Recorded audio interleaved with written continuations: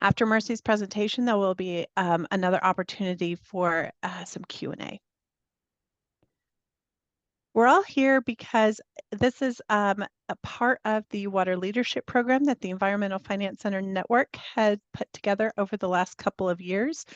The Water Leadership Program brought together early and mid-career water professionals looking to grow their leadership skills and occupational knowledge.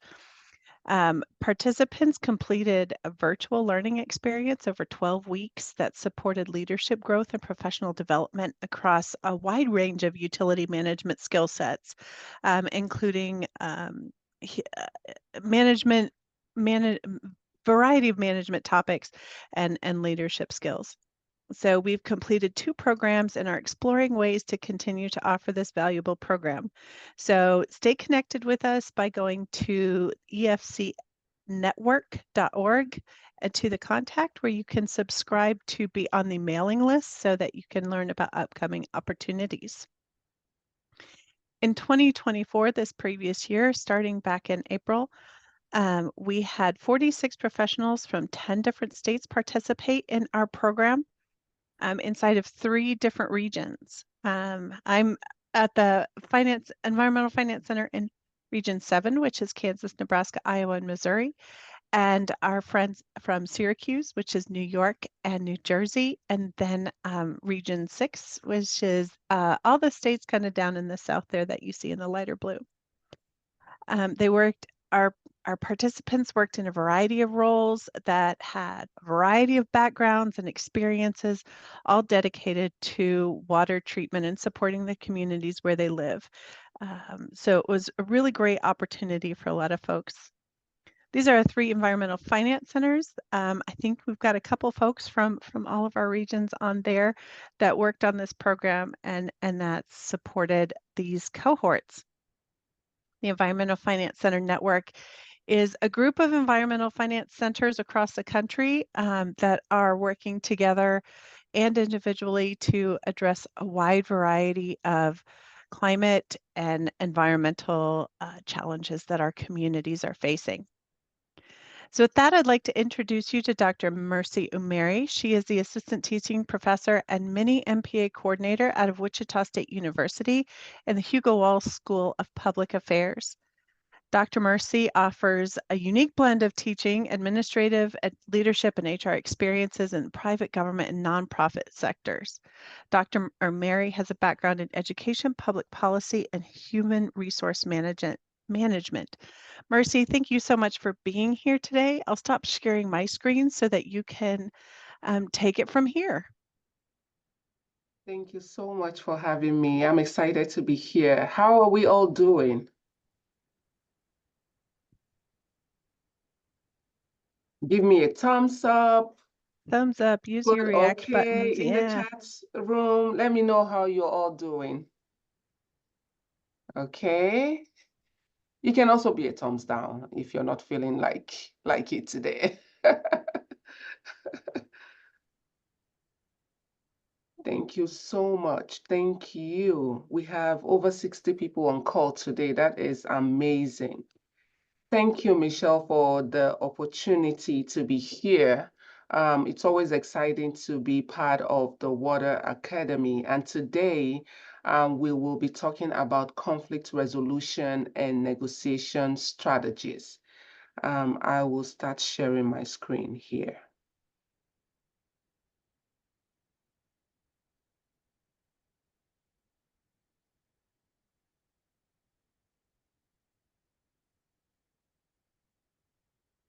Do you all see my screen? Michelle, is this the right screen? Yep, you're good to go. Okay, good. So conflict resolution and negotiation strategies. Nope, I'm sorry, Mercy. We're seeing your presenter slides, my bad. Okay.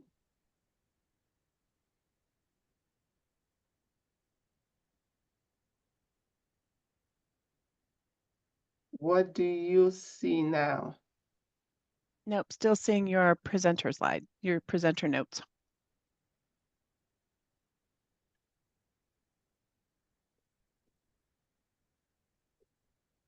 Is that what you still see? Yes. Okay. Let's try this again.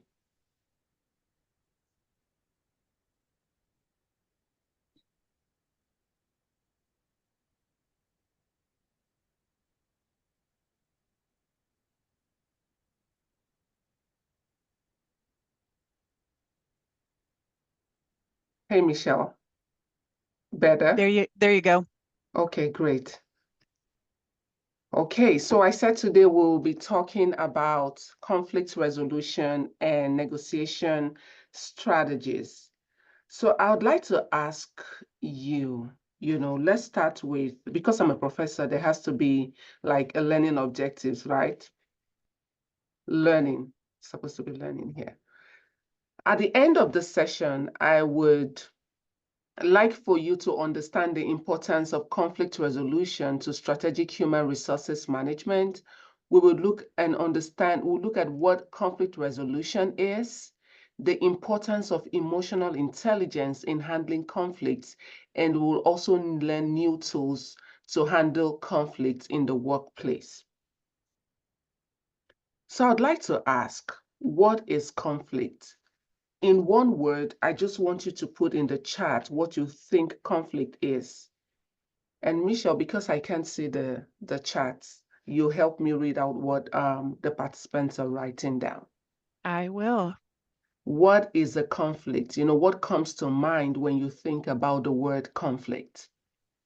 A lot of folks are saying disagreement, differences, dispute. Right. A lot of folks saying disagreement, adversity, Right. discord. Mm-hmm.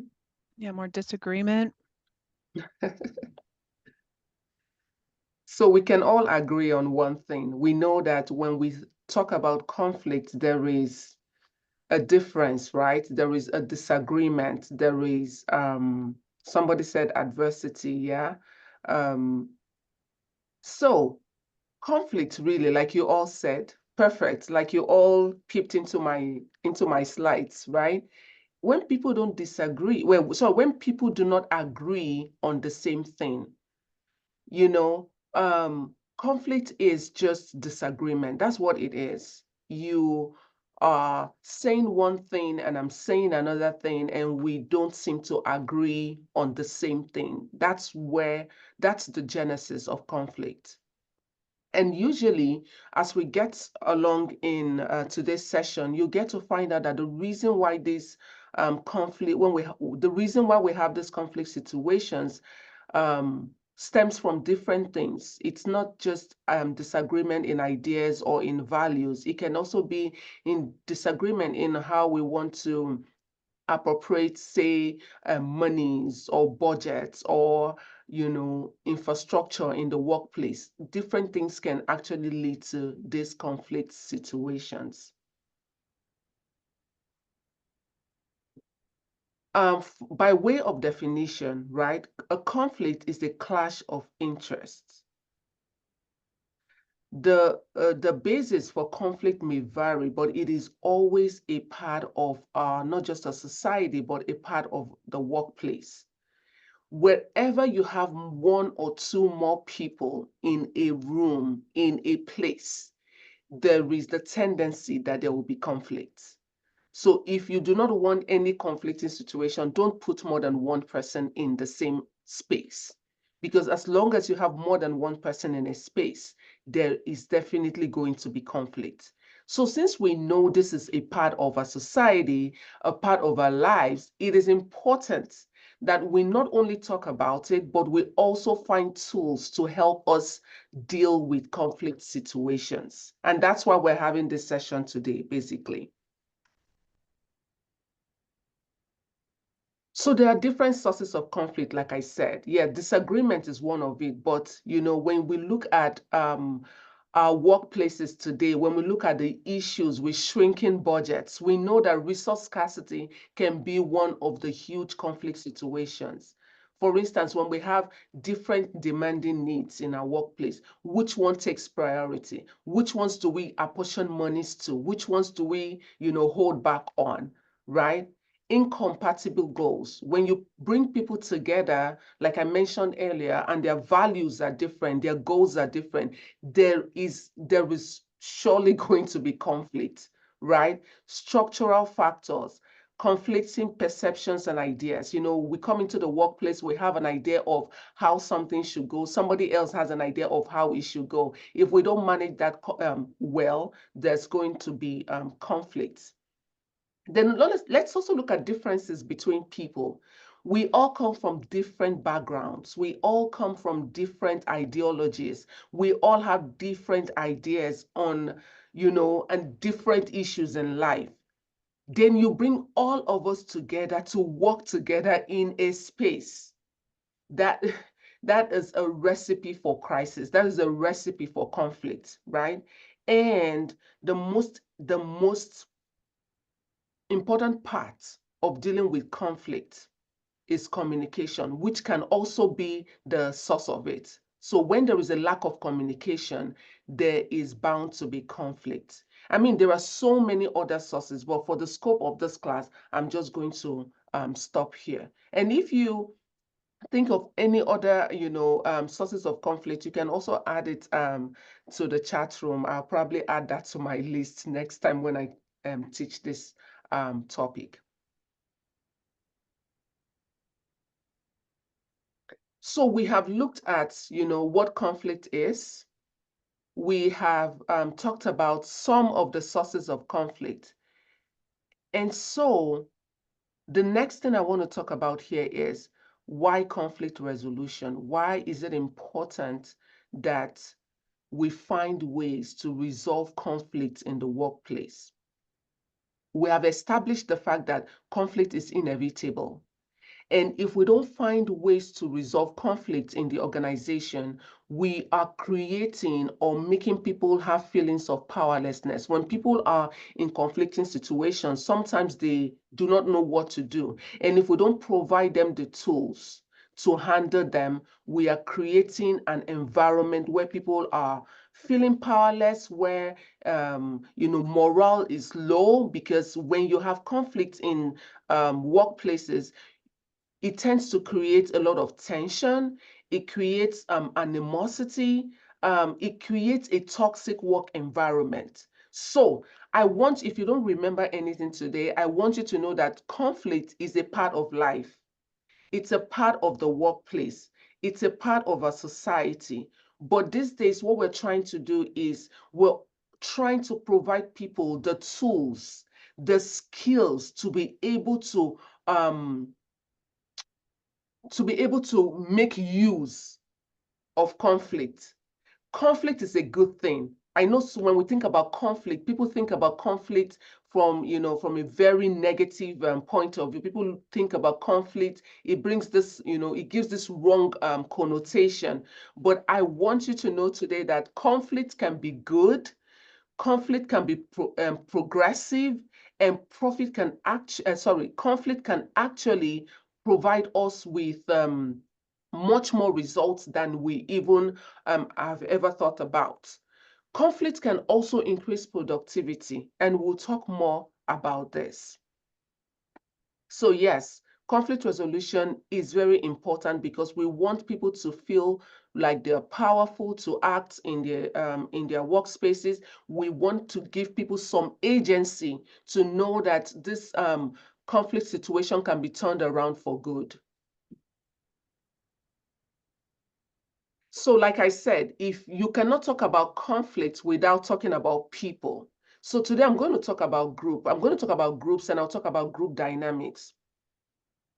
When we look at your workspace, for instance, your workplace, we are dealing with people.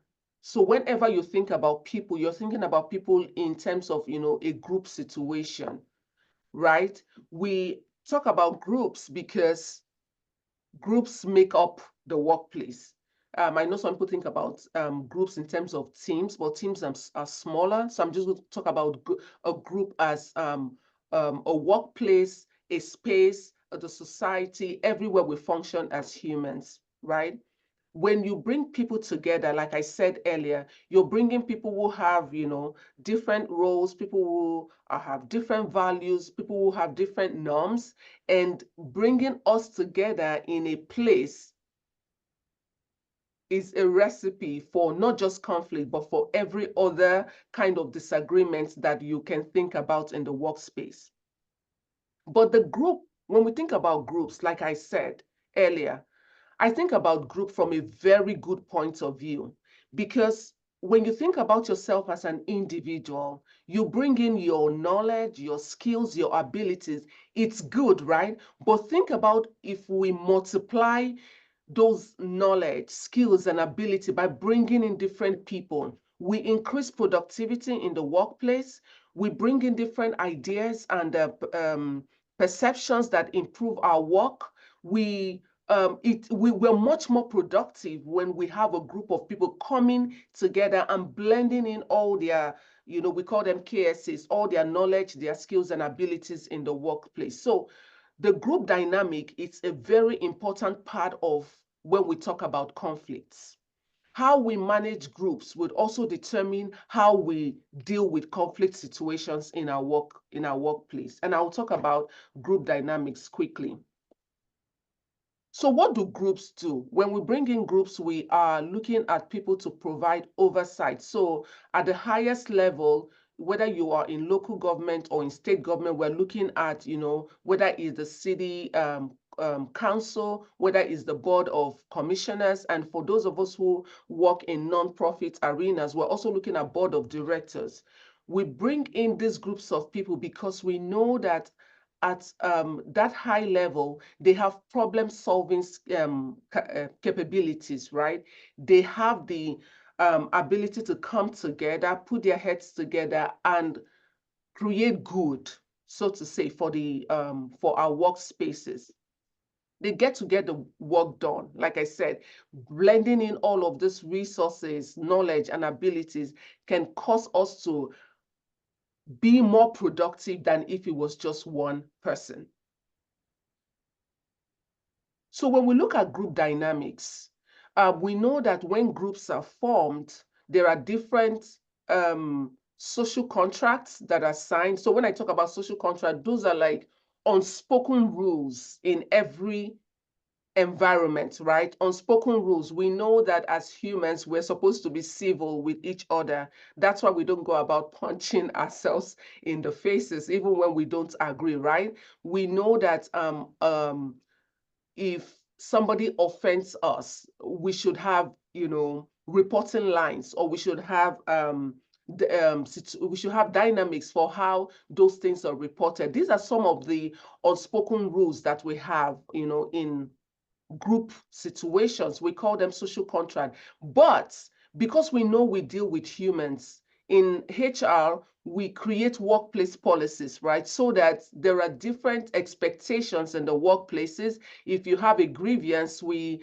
have a policy that says, okay, that grievance should be taken to, this level or to the next level. That's because in a group dynamic, you have to create situations for how people should interact with one another. Otherwise, it's going to be chaos, right? And so in these different levels of group dynamics, there's one thing that is important: how teams behave, how we behave in these different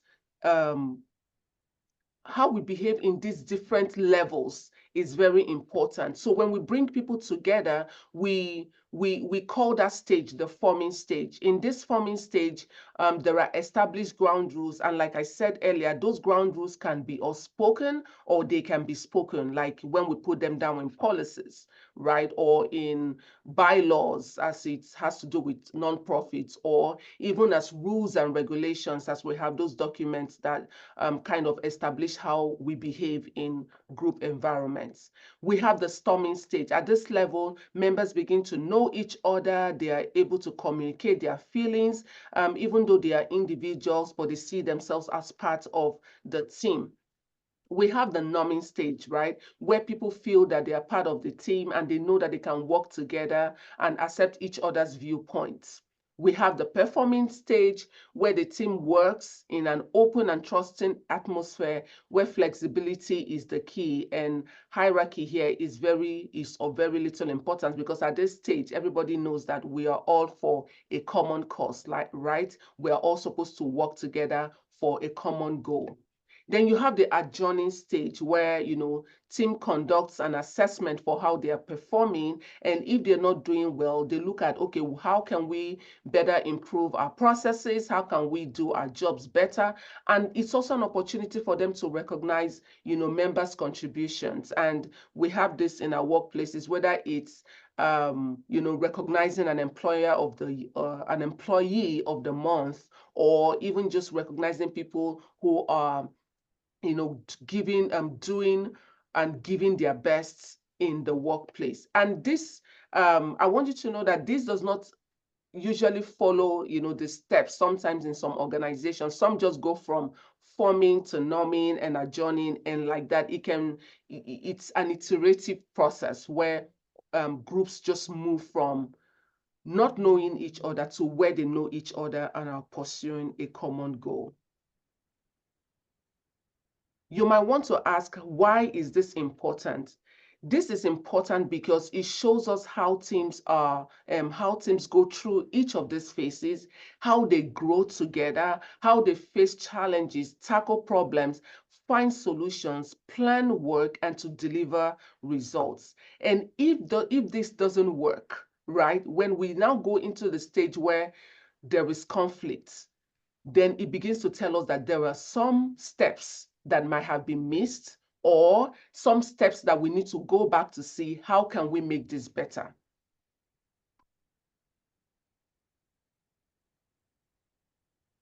I had mentioned earlier that having groups, is important because, as I mentioned, when we bring in a range of skills and perspectives, it can contribute to the work we do. It can make us a high-performing team. Nobody is an island. Nobody can do the work alone, no matter how intelligent and how smart or how brilliant we think we are. As one person, there's really so much we can do. But when we come together, we can actually do much more. When you bring people together, even though they come from different backgrounds, ideologies, perspectives, you can create the vision where people get a buy-in. We show up at work every day and we do our best because we believe in what we're doing, right? For those of you in the Water Academy, you believe that your work is important and it contributes meaningfully to the lives of people. So there is a buy-in. That's why you show up at work every day. That's why you find solutions to the work you do, because you have a buy-in, right? While it is good that we work in groups, it also has its disadvantages. There is always the pressure to conform. In middle school, high school, we call it peer pressure, right? So even in group settings, there is always the pressure to conform, which can be a good thing. But again, when we now go into situations like groupthink, it can be disadvantageous. So groupthink is where everybody just thinks alike. Everybody just says yes to everything. There is no differing ideas. For me, I would have a problem if you have a group situation and everybody's just like, oh, yes, yes, yes, yes, like they say, yes, man. I would have a problem with that group, because I believe that in groups, there should be we should be able to share ideas, even if they are not the same. We should be able to disagree, to agree. So when you look at group situations, while it has its advantages, it can also have its disadvantages, where people are not bringing in new ideas. People are just going with the flow. We don't want people to go with the flow all the time in the workplace, because we always want to inject like new ideas and new perspectives on how to do work. Then, of course, when you bring in groups, there is bound to be conflict, right? There will be conflict. And so so we know the definition of what conflict is. We know that when we bring groups together, there can be conflict.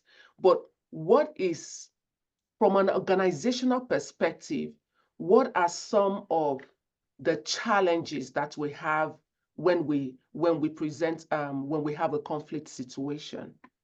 I'll talk about the challenges quickly before I go into how we can look at how we can manage our emotion and other people's emotion, and some of the tools that can help us to handle conflict situations.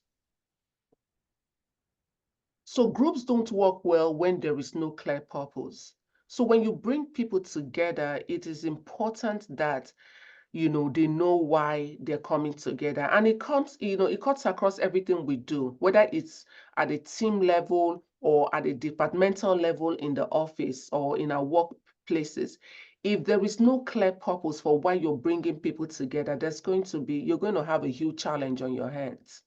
I want to be able to be a part of a group where I know exactly what we are doing. For instance, with this Water Academy, you all know what you're doing. There is a timeline for your trainings. You know that if you participate in this training for a given time, you will be eligible for a certificate, you'll be recognized for your participation. There is a clear purpose. So even as you join the webinar, you know the purpose for why you are here, right? So it's always important, whether it's a team, whether it's a group, it's important to have a clear purpose. When people do not understand why they're in a thing, it can bring a lot of questions. It can also when people do not have a clear purpose, it breeds the ground for conflict. When there is no leader, right? Groups don't work well when there is no leader. There's nobody to be held accountable for when things go wrong or when things go right. So when you're thinking about groups and teams, it's important to maybe not the word leader, but it's important to have somebody who is anchoring things, somebody who we can hold accountable for what the group is about, right? When meetings are unproductive, as little as an agenda is, it's important that when you bring people together, so going back to the purpose thing, when you bring people together, there should be a reason. We live in a fast-paced world today. You don't want to waste people's time.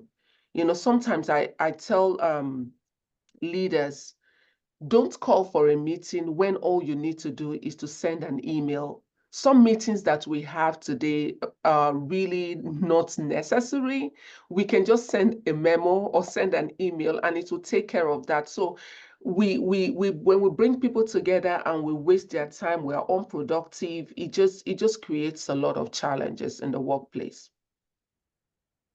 Again, back to the accountability issue.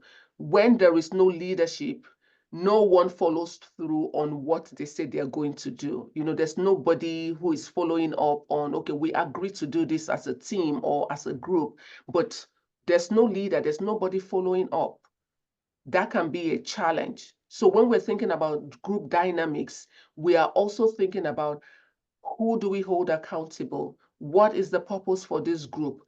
What goals do we have set? And how do we even know that we have achieved our goals, right? How do we know? How do we know we have reached that point where we go like, okay, we did well, this group is productive? Anytime you have a group situation or you have groups of people, like I said, there will be conflict, but we have to find ways to resolve whatever differences we have. So we have to have reporting lines. That's why in organizations we have the organogram, right? So that we know who to go to when there is an issue. We know who to talk to when there is, any kind of disagreement. There should be a reporting line, right? When we don't have those structures in place, we're already creating room for conflict.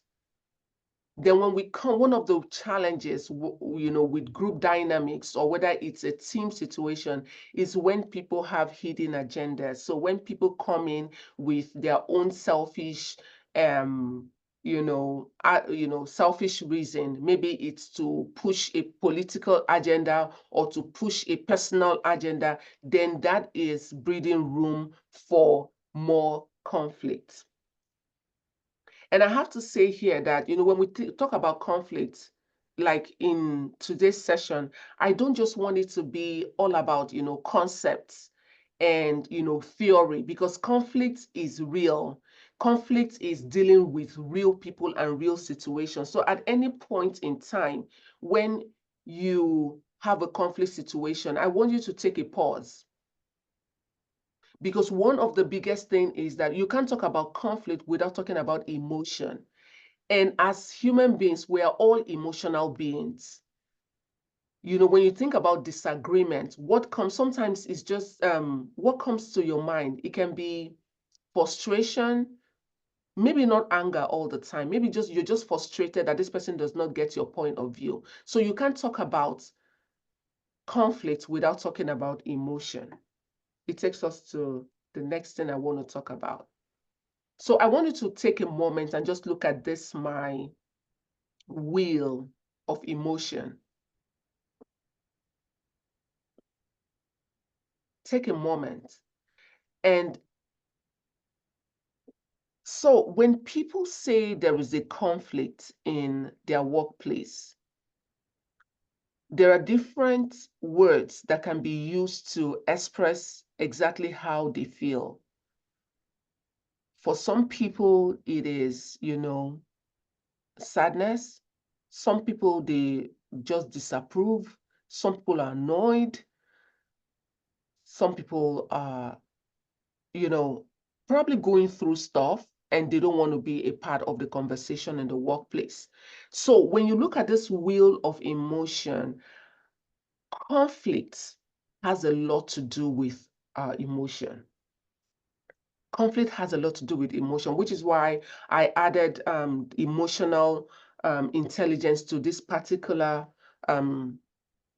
webinar session. Usually when I teach about conflicts, I try to avoid this emotion part, but I decided to add this one here because there's no way you talk about conflict without talking about our emotion. I know, yes, we are professional. I know we get to the workplace and, we try to hold in our emotion, but our emotion still comes through whenever we are in conflicting situation. For some of us, we are upset. Some of us, we're just frustrated, And so I want you to own it. It's not a bad thing to be emotional about conflict.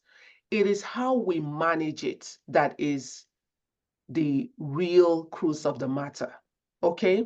So own your emotion. It is okay. Something has happened in the office and you are upset about it and you're frustrated about it. It is all okay. I want you to know that there is no bad emotion. Yes, even anger isn't a bad emotion. Anger is a response to something that has happened. It is what we do with our emotion that becomes what we call good or bad, right? So there is no bad emotion. I want you to establish that today. There is no bad emotion. When people move from anger to rage, it's because they probably do not have the tools to move from that emotional state. So it's not bad. There is no emotion that is bad. It is what we do with it that becomes either good or bad. So having established the fact that we all have emotion, there is no bad emotion. It is what we do with it that determines if it is good or bad. There are different ways that we react and respond to conflicts. For some of us, we fight, we go like right head on, we are dealing with it. We're not afraid of conflict, confrontation. We don't bury our heads into the sand. We attack it. There are some of us that are that way. Is that good? Is that bad? I don't know. Right? It's just how we react to emotion. For some of us, we would not want to be in any kind of conflict situation with anybody. We try to avoid it. And we'll talk about that, which is not one of the good ways to handle conflict, right? For some of us, it's flight. We just want to not have to do with the situation. For some of us, it is freeze. just stay there. We don't know what to do. We don't know how to react. And for some of us, we fawn. And these are all psychological, terms that are just used to explain how people react when they face danger or when they face, a conflict. I'm just using this in within the scope of conflicts, right? And the last part I'm going to talk about will be emotional intelligence, which is how we should be able to, how we should understand our emotion and other people's emotion, and how to use that to produce something good, even if it's a bad situation. So quickly, I just kind of explained here how, the different ways we react to conflict. Like I said earlier, to fight it is to confront the threat aggressively. Flight means you run from the danger, or you avoid the situation, or even avoid discussing the event, which is what I see a lot in organizations. People do not want to just interact with the situation. We're all just going to pretend it never happened. We're all just going to act like, we're all good. Meanwhile, everybody is burning, like steaming under their breath. Then when you freeze is when you find yourself unable to move or act against the threat. You're stuck. And in conflict situations, we just stay. We don't know what to do. Do I speak up? Do I keep quiet? Do I run away? Do I, we're just in that state of indecision. And with the fun or flow is the response, where you just want to go with the flow, anything to just not make the situation worse, right? And for me, this is the best, the best way to deal with conflict is to understand your emotion and to understand other people's emotion. You see why I had to talk about emotion earlier, because conflict situations have to do with emotion, right? So emotional intelligence is the ability to perceive, to interpret, to demonstrate, control, evaluate, and use emotions to communicate with and to relate with others effectively and constructively. This ability is essential because it is important for how you not only regulate what's going on with you, but also able to interact with other people. There's a whole lot of textbook about, how to grow emotional intelligence and all of that. But what I would tell you is that don't flog yourself when it looks like you dropped the ball. We're all growing in this emotional intelligence thing, and as you grow in your workspace, you begin to learn and to understand, tools that would help you interact better with other people. Somebody once said that, it's my emotional makeup, I just get angry all the time. And I say, yes, when people say it's their emotional makeup, you still, even if it's your emotional makeup, we have the skills to regulate those emotions, right? We have the skills to regulate them. And, in a way, it gives you power to know that I can handle whatever comes my way. I can handle this situation. I can make it work. I am not altogether powerless. I have tools to make the situation work. And I know that, when I teach emotional intelligence, it's a whole module. So I'm just picking this as an aspect to let us know that we have what it takes to be able to work at not just dealing with conflict situation, but also dealing better with people. So that takes us to approaches to managing conflict. Some people avoid conflict, and I get it. Conflict situations can be very nerve-wracking. Some people would rather just avoid it.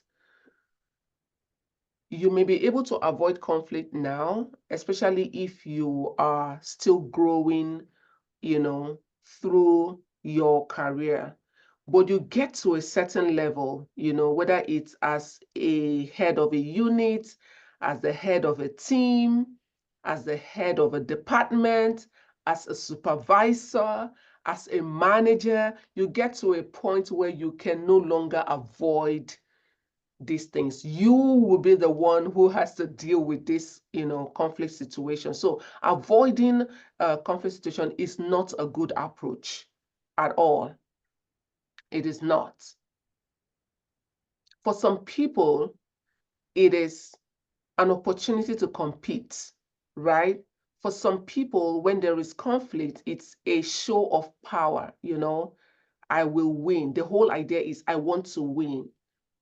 Again, this is not a very profitable approach.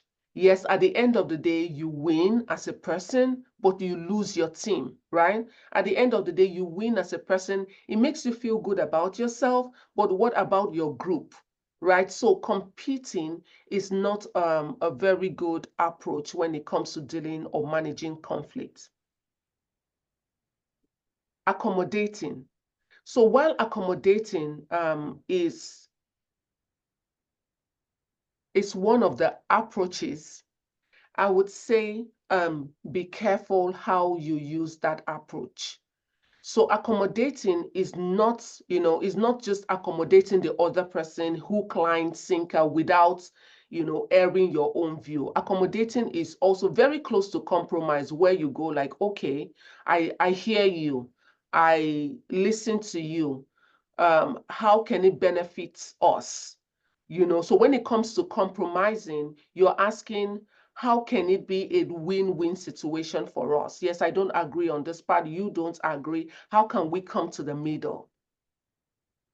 Okay. So with compromise, it gives a notion that you're giving up something, right? Because for you to compromise, you're actually giving up a part of your own agreement that says, okay, I'm going to give up this part so that you can win, I can win. So there's still that, is it good? Is it bad? Well, depending on the context and the situation, this can be a good approach. The one I truly like, and which I think, encourages, cooperation, working together, is when we collaborate, right? Collaboration is a good approach to managing conflict. Because with collaboration, nobody's really giving up anything. We're just looking for how can we make sure that we all win without anybody feeling like they compromised a certain thing to get to where they are on the table. So collaboration is good. Collaboration is where we all bring in our differences and we say, how can we make this thing work? Now, in the workplace, you might ask, what if I have the other party not willing to collaborate, right? The other party not willing to, come to terms. What do you do? And we're going to talk about that. When I'm done, we're going to answer some of those questions, like real life questions when you're trying to, talk to somebody, you're trying to, deal with this conflict and the other party isn't as, cooperative as you would want them to be. What do you do? So I just had to put this here because it's not my original idea. This was gotten from an instrument that was made long ago in 1974 by Thomas and Kilman. They started this 5 conflict handling modes, and just what I explained earlier at the other slide. I just wanted you to see where I got that from. So while you don't want the avoiding part, you don't want the competing part, the collaborating, compromising, and collaboration is what you want to push in every conflict situation.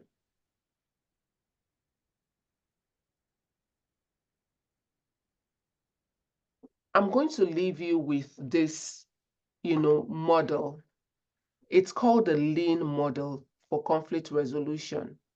Remember when we started, and I asked you all to define what conflict is in one word, so many of the answers we got back was disagreements. So it tells you that one of the biggest challenges with conflicts in the workplace today is the ability for people not to communicate with each other. And when you think about, lack of communication, it just tells you people aren't listening to each other. So with listening, the L is listen on this Lean model. It is important to listen to the next person, not with the intent to answer back or to have a ready-made answer, because that's how some of us listen. We listen so that we can have arsenals to attack the person. We listen to make a judgment. We're listening to answer back. So today, I would challenge you that when you listen to people, listen actively. There's something called active listening. So with active listening, I'm not listening to be able to give the person an answer back. I'm not listening to judge the person. I'm not listening so that I can, create points to help me answer back. I'm listening because I am seeking to understand the person.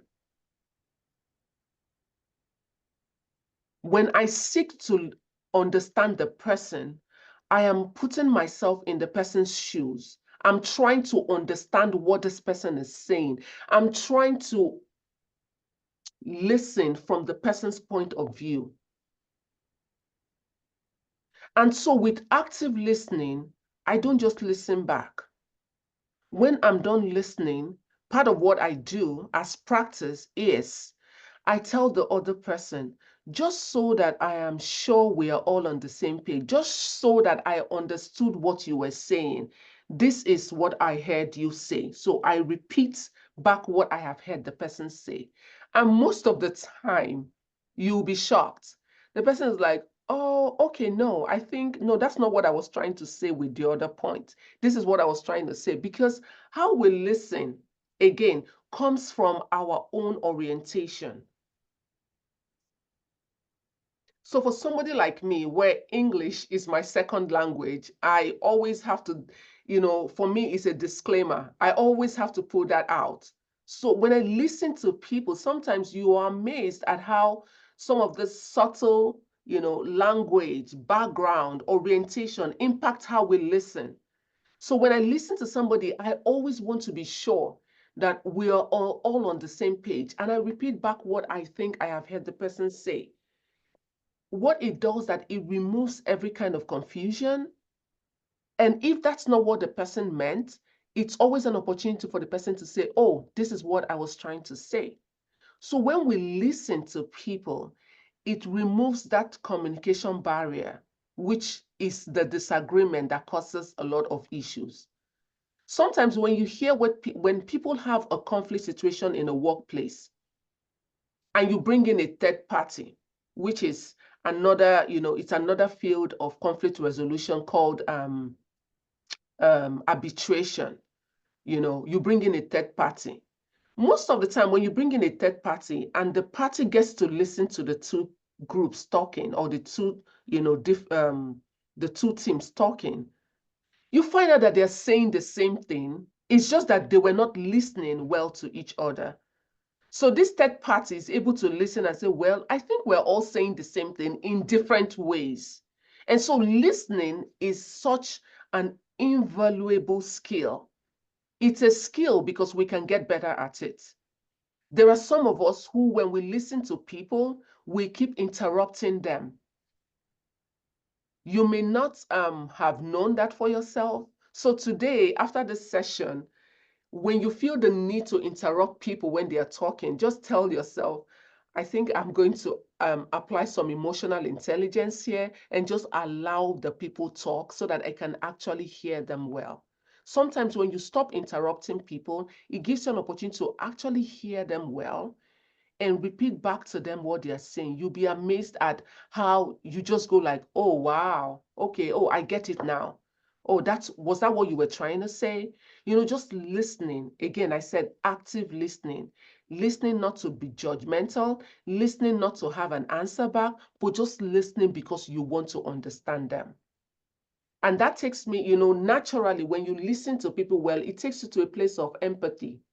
You get to understand where they're coming from. When you're listening not to judge, or listening not to, you already put yourself in a place of, okay, I really want to understand this person. Sometimes when you put yourself in people's shoes, it just removes every kinds of issues that would have come up. It will remove every kind of conflict because now you understand them. You have listened to them. Even when you don't understand, you have the opportunity to ask clarifying questions, right? So when you listen, the E part of it is empathy, to empathize with the person. And I want to speak to, those of us who are supervisors here, or those of us who are leading a team. Sometimes you have to put yourself in the shoes of the people that you're supervising. I know sometimes, with orders coming from on top, we have like tasks, we have deadlines and things that we have to meet. But sometimes, put yourself in the shoes of the people that you're leading. It will make all the difference. Then the other E part of the lean model is explain. Explain. So you can see how each of this leads into the other. Because when I have listened to you and I understand where you're coming from, even when I don't fully understand what you're saying, I can ask you to explain yourself. I can ask you, like say more, expand, or this is not so clear to me. It gives you an opportunity to actually listen again and ask those clarifying questions or even ask probing questions, okay? Oh, you've said this, you've said that, but I need to know more. What does this mean? How would this impact what we're doing? To explain more. Then the last part of the lean model is negotiate. Negotiate. Negotiate. Find the middle ground. You don't agree, I don't agree. How can we come? Again, it comes back to that collaboration we talked about earlier. How can we come to a place where we all not just feel, but we all know that we left the table feeling like nobody was cheated or feeling like nobody listened to me? That negotiating part is so important. And when we're negotiating, we're not negotiating to either put the other party down or to put the other, to make the other person feel like they're stupid. We're negotiating in a way that when everybody leaves that table, we're all feeling empowered. We're all feeling like our voices were heard. We're all feeling like we were listened to. So if you don't remember anything from what I have been saying in the last 45 minutes, just remember this lean model. Listen, empathize, explain, and find a point of negotiation. And I will ask now that if you have any question, concerns, this will be a good time for us to have that conversation. Hello, Michelle, how are we on time? We're doing great. Thanks so much, Mercy. If you do have questions, feel free to put them in the chat or raise your hand if possible, because we do have a lot of folks. Don't want everybody to have to try to talk all over each other. But either way is fine, whatever you feel comfortable with. And Mercy, we have one question that came in that says, how can you inform management of something that they are doing that the employees don't appreciate without coming off like telling them how to be better? Okay. Hopefully you have, those anonymous boxes that offices are supposed to provide. Hopefully you have those anonymous boxes where you can actually write and express how you feel without, putting your name out there. That's one. But let's say you don't even have that. You don't have that opportunity to write anonymously. Find an inroad. Okay, find an inroad. I want to believe that, and that's that's what I have come to experience, that in every workplace, there is that one person. There is that one person that you can talk to. You can start by reaching out to the person. I think approach here is important. When we are trying to, nobody likes criticism. That's the truth. When we feel like we're being criticized, we create a defense mechanism. Nobody, back to the emotional thing I was talking about, nobody likes criticism. So the approach for how you say or tell management about what you need, you should be you should find a way to tell what you need without sounding like you're criticizing them. I will give an example of what I do, where I have been in those situations where I have tried to, talk to management about what they're doing. I always find a way to tie it back to the work that we're doing. Do you understand? I find a way to rope it back to, this is what I have found out that we're doing. I'm thinking that there could be a better way to do it because it would improve our work, it will make us more productive, or it will reduce our downtime. Do you understand? I always find a way to tie it back to the work without it looking like I am attacking the leadership style of my boss or my supervisor, right? I don't go there telling them, if you just tweaked the process a little bit, maybe we'll do better. No, I don't make it personal. I always tie it back to the work. Okay, it should be work related. Don't make it like a personal attack on the person's leadership style. Make it about the work. Even though you know what you're trying to say, okay, make it about the work. I don't know if I answered that question, but I am giving you two options. If you have an opportunity to talk about it anonymously, that would be nice. But if you don't, find an inroad to talk to your supervisor without making it look like you're attacking them, but make it about the work that you want to. You're just thinking about how to improve the work or improve the process, and this is what you were thinking. And at the end of the day, ask them, what do you think? You're bringing in the idea, but you throw it back at them and make it look like they are the one actually bringing the suggestion. Do you get? Again, emotional intelligence. You have to find a way to pass across this message without it looking like you're judging them or making them look small. I don't know if that helps, but that's what That's I would do. that's great advice, Mercy. I especially like the part about making it about the work and trying to keep the personal out of it and just keep reminding people I'm just looking at how our job can be more efficient or these tasks or etc. We Yes. do have another question that says, do you have suggestions when the leader thinks that they are a compromiser but actually is competitive in a passive aggressive way?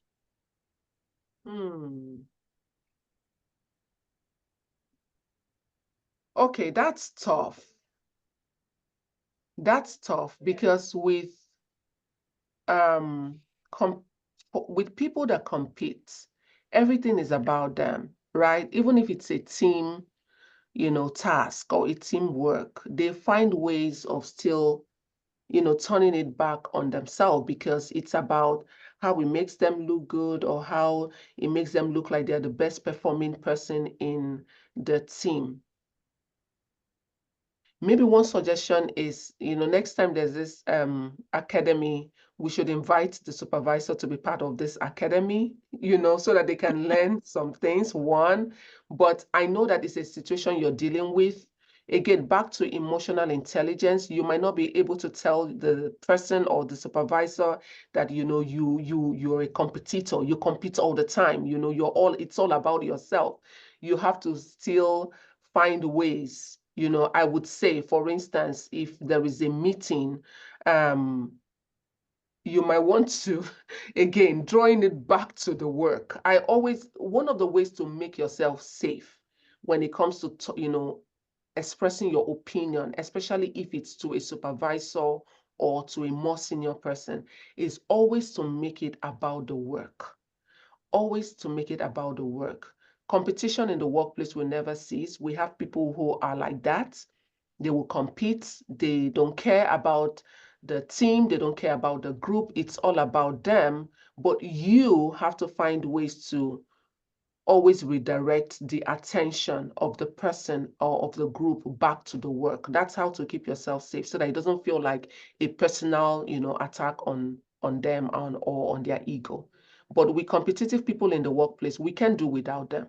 They're always there. Every office has them. We just have to find ways again on how to relate with them. And back to our lean model, you can also empathize with the person. It can be that the person is dealing with a lot of, inferiority complex.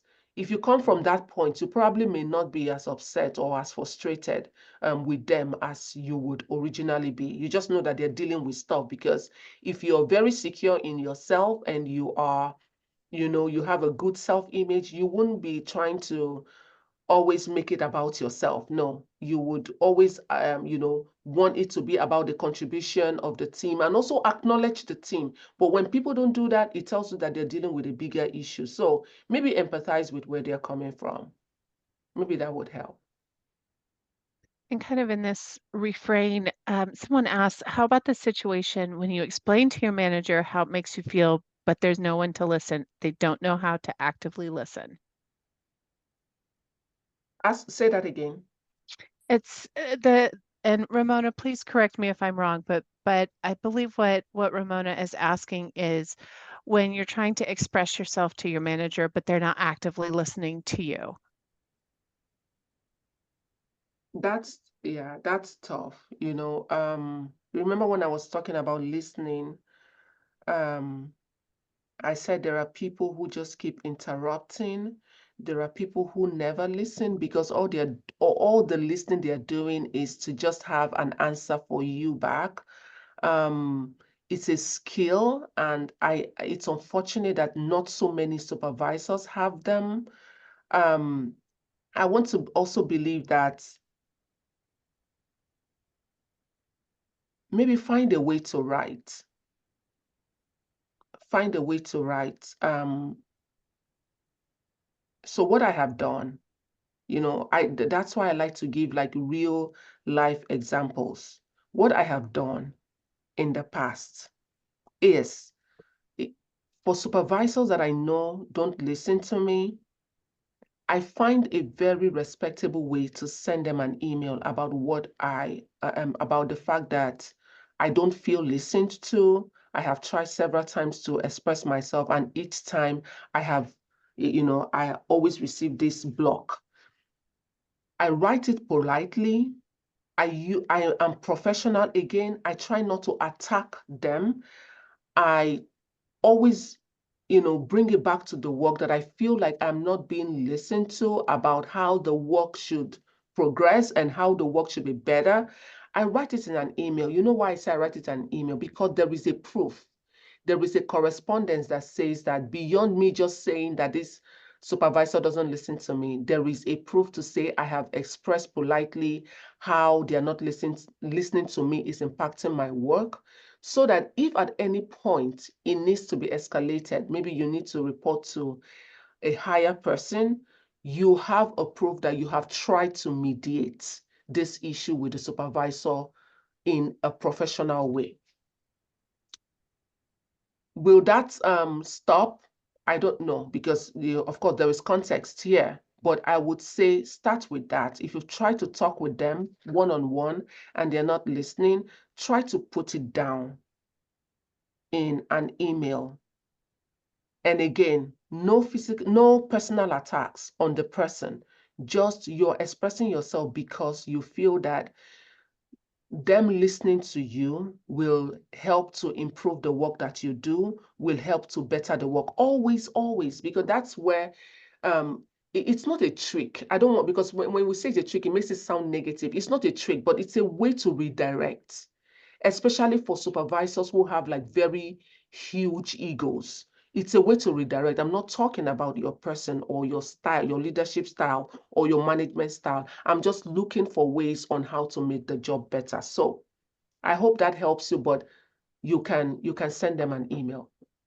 That's what I have done in the past. Because if you go to talk to somebody else to talk to them, it will look like you're reporting them and talking about them, which does not always end well. So I would say try and send that email, and again, make it about the work. Always, always make it about the work. Awesome, Mercy. Thank you. One of the things, and full disclosure, this is a question from Brian, and me too, because we work with you and we get to talk with you about things. But one of the things that you do talk about are um, cultural and other kinds of differences that can lead to different communication that can breed conflict, even though it's unintentional, because of the different ways that people communicate based on maybe age, gender, or culture. Could you elaborate a little bit on how communication styles can lead to the need for some conflict resolution? Yes, thank you. And I think I mentioned it earlier because I'm always talking about it. So I am Nigerian from West Africa. English is not my first language.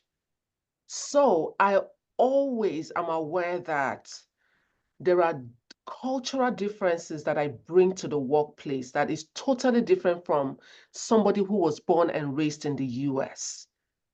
And so when people say things to me or I am communicating with people, I'm always doing that. I'm always asking, just to be sure, is this what you meant?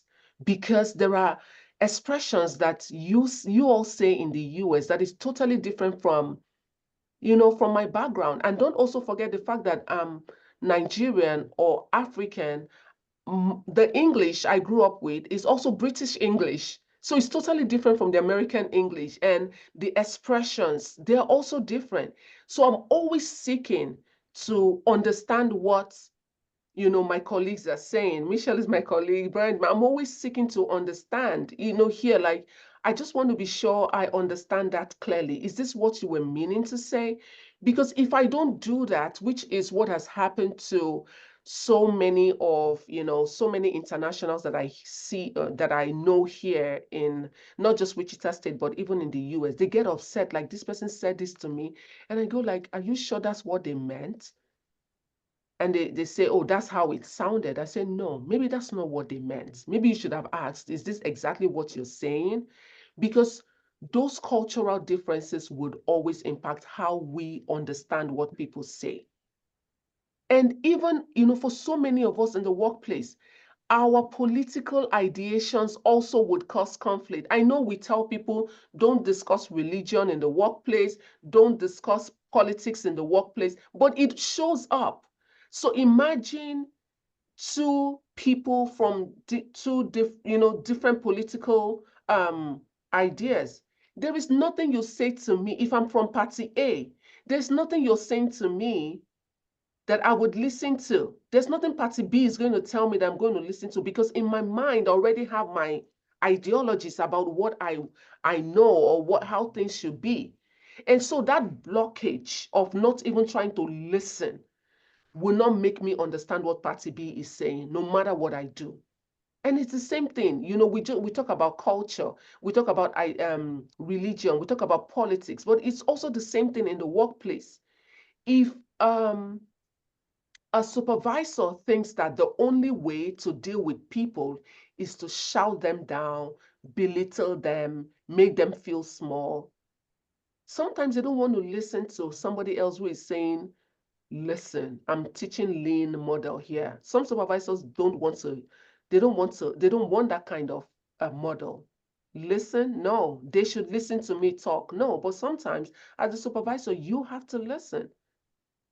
And so those being aware, again, back to emotional intelligence, being aware yourself that you have different perspectives, your background. It can even be your family background. It doesn't even have to be like the whole big thing about politics or religion or culture. It can just be how you were raised.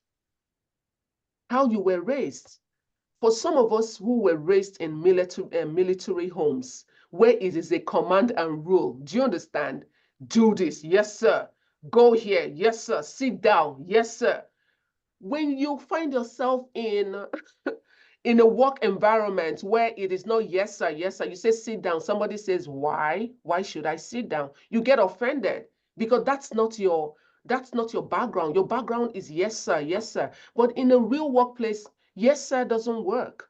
If you tell somebody to do this, they say like, excuse me boss, why are we doing this? Excuse me boss, why are we spending money on that? And if you're not used to hearing why, you can get offended. So these things, being aware of even how we were raised and coming into the workplace would even determine how we relate with one another. So if you were in the military and now you are in the civilian space, you have to like calm down and learn the civilian language. And again, the same thing, vice versa. If you work in the public sector and you're now going into into the military space, you also have to know that there is a language in those spaces. There is a way they communicate in those spaces. But in the workplace where I know you all working, which I know is not a military space, please be open to listen to why. People are going to ask why, and don't feel offended. It's not about your person, it's about the work. So again, awareness, emotional intelligence, knowing that you have different orientation, different background, and being aware of that will reduce some of the things that we get offended about. Some people go, oh, Mercy, because you're a professional, that's why you are able to do these things. No, it's all, like we call them, they're all skills. You get better at them. You get better at them. If you're somebody who does not know how to listen to other people talk without interrupting and all about you have to always talk, pinch yourself. You can start by pinching yourself, or just hold your tongue, like, okay, listen, or just time yourself, listen to somebody for a whole minute without interrupting. There are things we can do to improve on those skills, but our background really impacts how we deal with conflict. So being aware of that background, don't be ashamed of it. I'm not ashamed that English is not my first language. I'm not ashamed that I come with a different cultural orientation. No, I'm just aware and I know how it can impact how I communicate. And so I'm a bit more probing question. I'm a bit more, please elaborate. I'm a bit more, please, I didn't get that point. I think that's a great point. Mercy, a friend of mine, is from New York City, and he is very skilled at interrupting everyone he talks to all the time. And so what he started to employ was he puts a binder clip on his finger, and when it starts to hurt, he knows he's been talking too long. Now, I am not advocating for any kind of do not inflict pain on yourself, but I just thought that was a very interesting way. We have another question about gossip. So I found that gossip can lead to huge issues. What are good ways to prevent or minimize gossip? And how do you define gossip? First of all, do not gossip. Do not. So, in the workplace, gossip is what it is, talking about either people or situations behind their back. And gossip causes a lot of issues in the workplace, because don't forget that the person who is gossiping is probably going to take everything you said and will go tell the other person without mentioning that they were a part of that conversation. It will sound like you just told them something, right?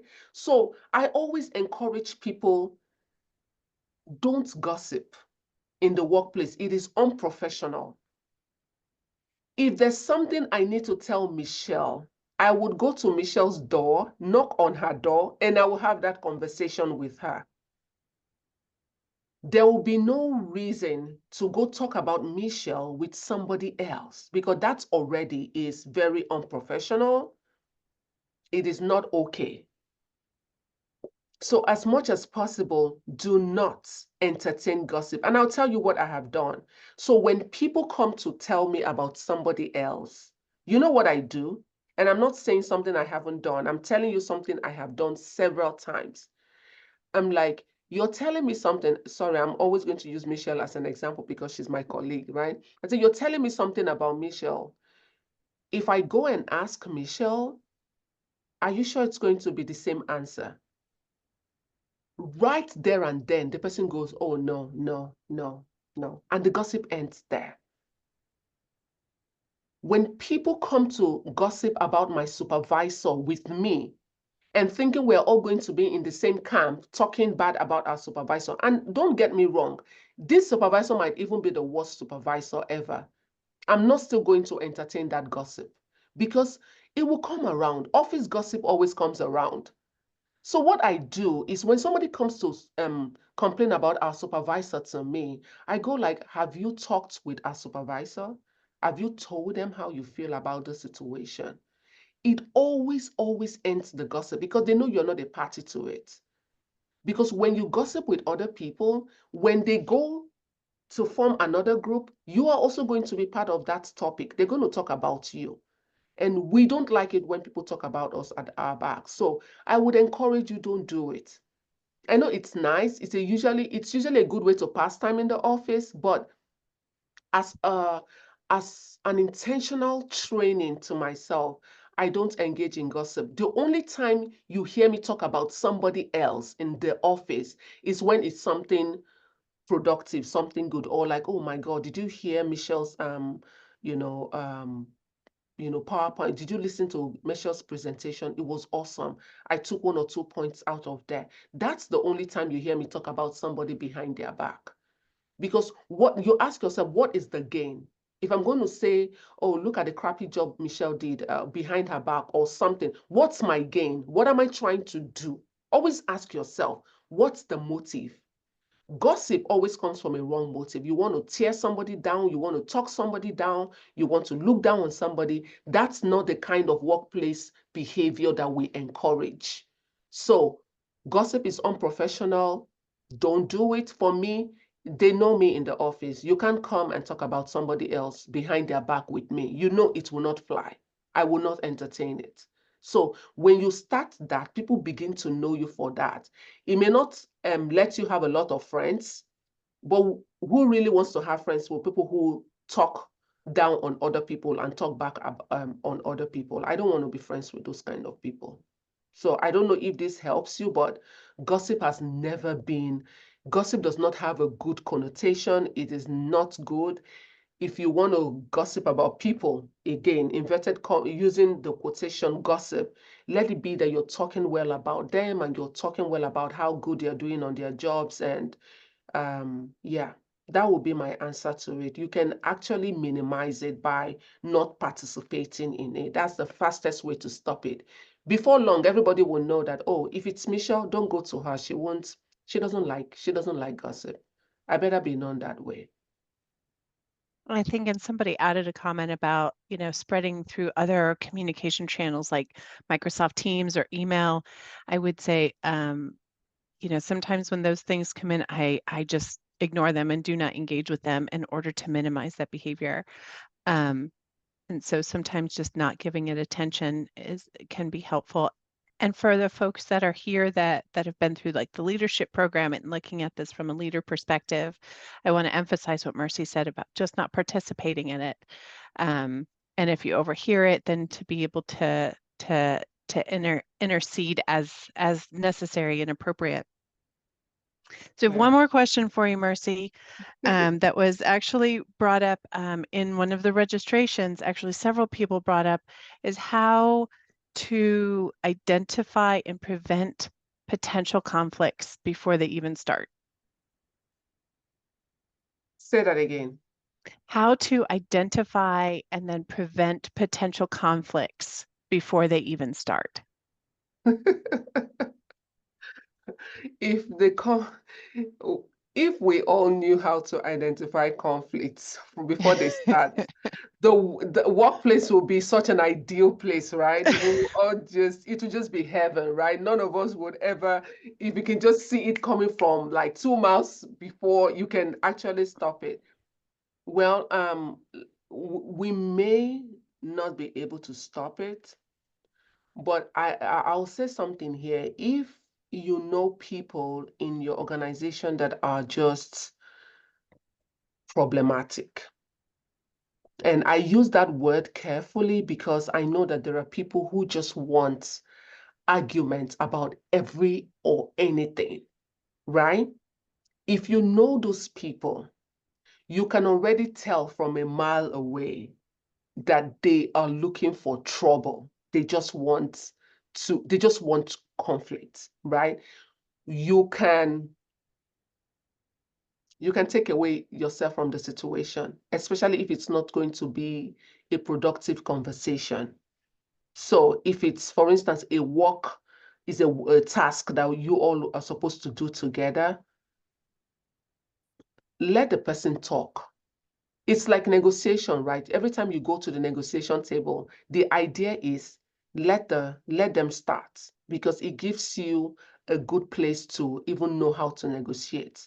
So when somebody that you already know to be very confrontational, problematic, when the person comes to you, let the person talk. That's how to first identify the problem before it even starts. Let the person talk.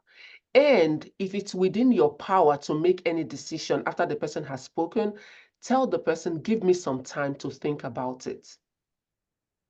Because with conflict, there's always like emotions flying everywhere, especially if you know this person is a problematic person. You already come with your defense. Like, I'm not going to let this person have their way. I'm not going to let them, I'm not just going to let them have their way. And so you already are building up yourself emotionally. When you confront that kind of person, take a break. Say, give me some time to think about it. Let me, and go back. When you think about the situation, you are better, more equipped to come back to say, okay, I listened to you. Let's look at it this way. Let's look at it that way. Then if the person is not willing to compromise, that's why I like the workplace. There's always a next person to take the issue to, especially if both of you are reporting to the same supervisor or the same team lead.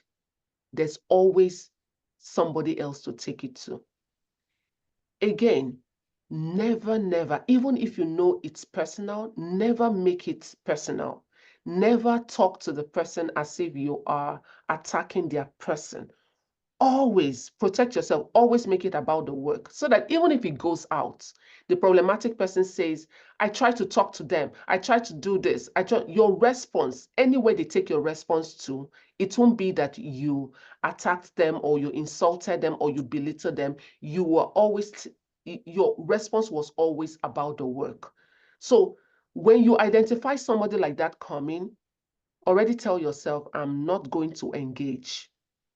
So it's not avoidance. Avoiding is like, I'm just going to pretend this never happened. No, you're not going to engage with that back and forth. You listen. I know it's so hard, which is why we're all going to learn that listening skill. Listen to the person, and then you can step away. Say, let them give you time. Because again, with conflict situations, you also have to understand that you have to respect people, respect their boundary, and respect their agency as a person. When somebody comes to you, this is blah blah blah blah blah blah blah, and they want result now, they are not respecting your agency. Just say, excuse me, give me some time. Even if Yeah, even if it's a supervisor, you say, can I take some time to think about this? Because then when you go back, emotions are down, you are able to make much more objective and informed decisions.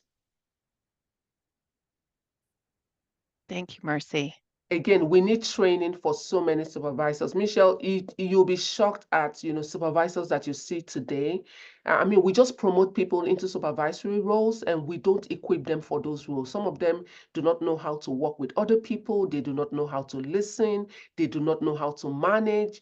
And so it becomes an issue when we now give them to people to work with people when they have not been equipped with these skills. That's why I like what the Water Academy is doing, because nobody was born with these skills. We all are learning and we keep learning, relearning, unlearning until we keep getting better. Yeah, and a lot of the folks that were in our program, Mercy, said that when we asked them, like, how did you get into the leadership position that you're in? They're like, well, somebody retired and I was the next one. So, and I'd wager that a lot of folks that are on this call today would probably resonate with that. So that is one of the roles that we hope that this program and these webinars and these conversations can help fill, to just help folks thinking about how these broad concepts can apply to their work, to their teams, to their crews, and to be able to support them in some way. We are coming to the end of our time. So thank you, Mercy, so much again. It's always a pleasure to listen to you talk and listen to you share your insights. But thank you for joining us for this webinar. Thank Thank you, everyone, for joining. We'll be sending out the slides and the recording in a day or so, once once that recording downloads. And so if you have any questions, I know many of you were in our cohort, so feel free to reach out to your advisor. Feel free to reach out to any of us at the EFCN. Our contact information will be in the slides that we send out. Thank you, everyone. I hope you have a wonderful rest of your day and take care. Thank you. Thank you for having me. Everyone, have a good one. Thank you for listening also. Take care. Have a good one.